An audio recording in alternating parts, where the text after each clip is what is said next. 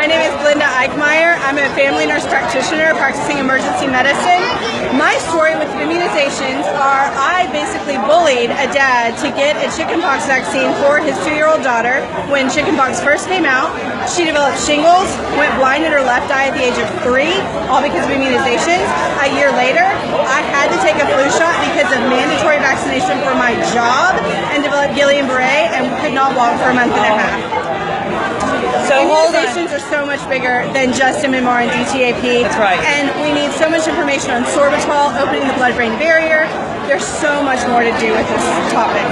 Can we go back for a second? Because Sure. at the beginning of this, you said that you were a nurse practitioner. Yes. And that you bullied a parent. I did. So you had a parent that was in front of you with a child, and they did not want to get the chickenpox vaccine. It was a new vaccine, and they didn't want to get it. Nothing had come out about MMR at that time. There was no controversy with immunizations at that time. And you pushed them into getting it, and the child was injured. Yes. And that was, I'm That sure. was in 99, 98. And when was your awakening? When did you realize that that was a mistake, what you had done?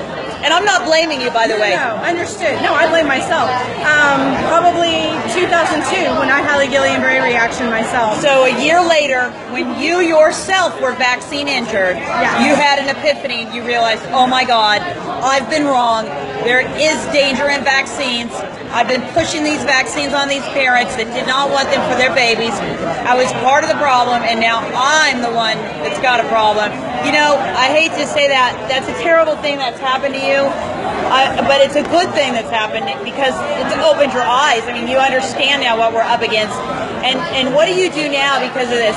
Have you become an advocate for nurses? Are you trying to educate other nurses about the dangers of vaccines, mandatory vaccines for nurses, and pushing vaccines on children, parents that don't want to get their children vaccinated?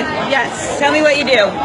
I do emergency medicine. I got out of primary care, so I didn't have to be part of the problem anymore. And now I get to educate about why are we immunizing, what are you doing, and when those children come in, I can actually make the VAERS report because children come to the emergency department when they are vaccine injured. So now, So you see them coming in with a vaccine injury. yes, And would you say that it's rare? Tell the truth. no, It's not rare. no. How often? Once a week? A couple times a week? Depends on the season. Depends on the season, but yeah, maybe once, twice a week. So what about when school's getting ready to start up and then everybody goes out and gets their It's vaccines? You see more than. I see that's all. To me, that's a sure indicator Yes. that there's a problem. If you know the kids are getting rounds of vaccines for school, and then suddenly they're showing up at the emergency room. And what are they telling them in the emergency room? Just that it's febrile, it's a natural reaction to immunization, and they were made aware of it at the time of immunizations. And I wonder how many parents they have their child has a seizure right after a vaccination. They go to the hospital and they're told, oh, this is a normal reaction, and then that child has epilepsy for the rest of their life, and they're having seizures for the rest of their life. I don't know the outcomes on those, but it's possible. It's possible. I mean, it's just heart-wrenching. I mean, it's 1 in 20 kids with under 5 have a seizure disorder now, and it's got to be vaccine related for sure. And what I think needs to be done further from Dr. Wakefield is he was looking at gastrointestinal issues. There's also a huge exponential change in gluten sensitivity, and I'm interested.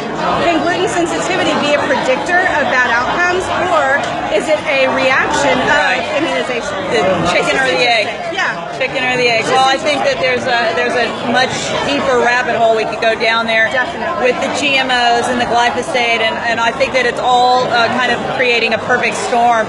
You know, it's vaccines, it's the toxins in the air, the water, the food that we're eating, the flame retarding chemicals on our furniture. There's just so much that's out, and it's like a perfect storm of chemical and environmental assaults. Our kids are the canaries in the coal mine. They're the ones that are showing the damage first. Thank you for coming out to see Vaxxed. We really appreciate it. It's good to have people like you in the theater. Go out and there's some flyers. Get before they're gone. There's a couple of posters and some flyers. Take them with you. Make sure that you know everybody you can talk to knows about Vaxxed. It's going to be extended for an extra week, so it'll be here for an extra week now. So to get people to come out and see this movie, it's life changing. Awesome. Thank